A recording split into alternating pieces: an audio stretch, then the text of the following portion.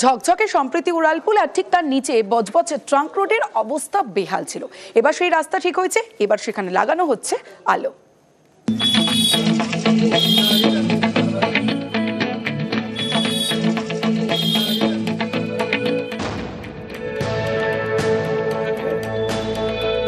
বেহাল রাস্তা সারানো হয়েছে আগেই, এবার লাগানো হচ্ছে আলো। মহেশতলার বজবজ ট্রাঙ্ক রোড এখন ঝলমলে।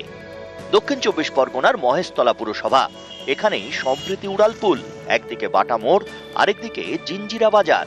এই উড়ালপুলের নিচে বজবজ ট্রাঙ্ক রোড।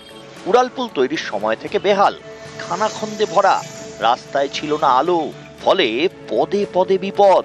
সম্প্রতি সেই রাস্তায় সারানো হয়েছে। বজবজ ট্রাঙ্ক রোড এখন ঝকঝকে। এবার ৩,৭০,০০,০০০ টাকা খরচ করে লাগানো হচ্ছে আলো। বাটামোড় জিঞ্জিরা বাজার হয়ে শ্যামপুর পর্যন্ত